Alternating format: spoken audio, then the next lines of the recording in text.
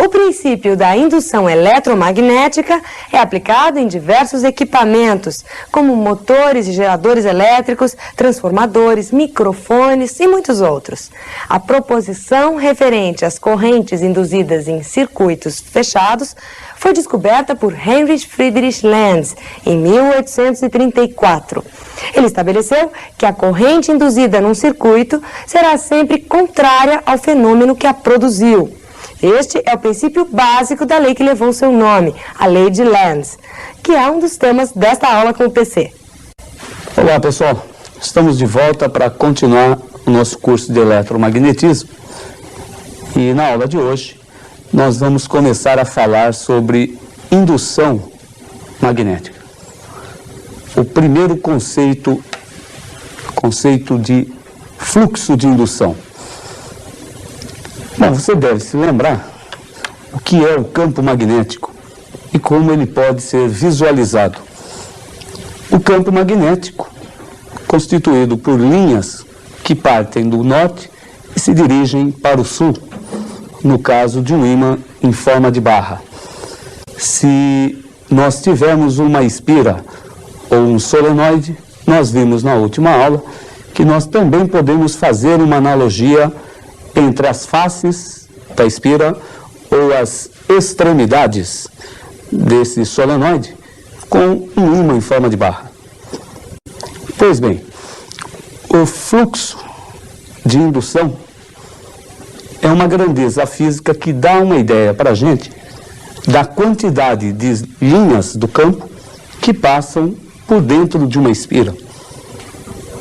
Isto é, quanto maior o número de linhas passando através daquela espira, tanto maior será o fluxo de indução nesta espira. Esse campo pode ser criado, por exemplo, por ímãs. Bom, nós temos então o primeiro conceito, o conceito de fluxo de indução. A quantidade de linhas que atravessam aquela área da espira. Como calcular isso matematicamente?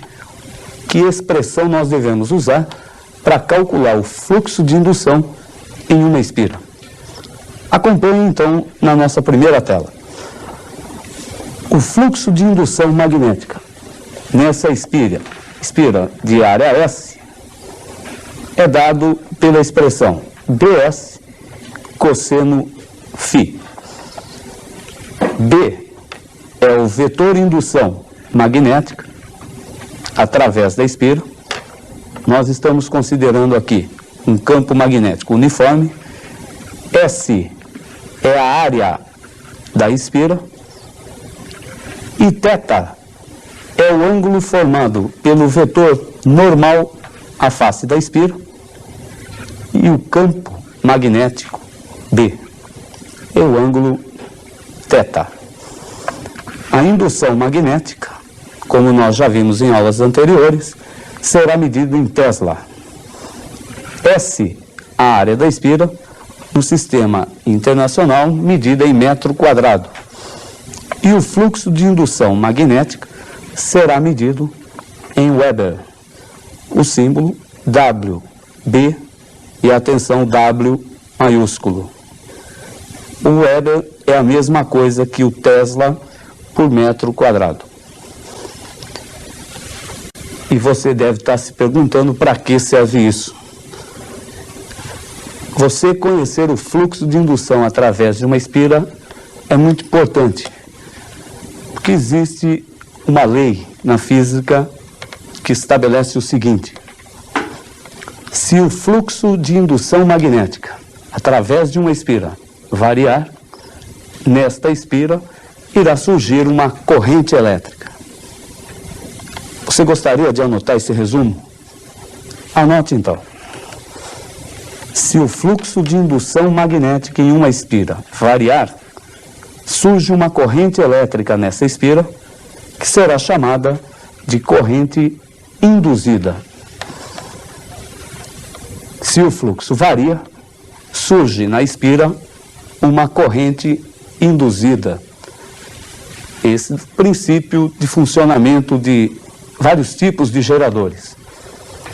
Mas uma outra dúvida que surge: como nós podemos modificar o fluxo de indução através de uma espira? O fluxo é dado pela equação BS cosseno θ. Nós podemos mudar o fluxo de 3 maneiras. Olhando para a equação do BS cosseno θ, nós podemos modificar o fluxo, primeiro, variando o B, ou então variando o S, ou então variando aquele ângulo θ. De outra forma, nós podemos modificar o fluxo através de uma espira, mudando o campo magnético, modificando a área da espira ou modificando a sua posição. Fica mais fácil você visualizar isso através de uma figura. Acompanhe no nosso próxima figura como nós podemos modificar o fluxo de indução através de uma espira. Nesse primeiro quadro, nós temos uma espira retangular disposta entre os polos norte e sul de um ímã. Se esta espira girar, a quantidade de linhas que passarão através dela irá se modificar. Isto é, nós estaremos modificando o fluxo de indução através dela. Esse é o princípio de funcionamento de um dínamo. Você deve se lembrar que nós, na eletrodinâmica, vimos que o dínamo é um tipo de gerador que converte energia mecânica em energia elétrica. No nosso caso, a energia mecânica da rotação da espira está sendo convertida em energia elétrica, na forma da corrente elétrica induzida nessa espira. Na segunda figura, nós temos uma espira que está fixa e um ímã em forma de barra que está se movimentando. Observe que quando esse ímã se movimenta, a quantidade de linhas que passa através da área da espira sofre uma variação. Se nós aproximarmos o ímã, a quantidade de linhas que passam pela espira aumenta.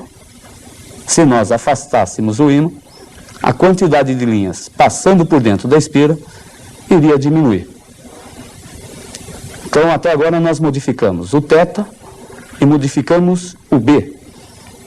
Uma terceira maneira seria variarmos a área da espira.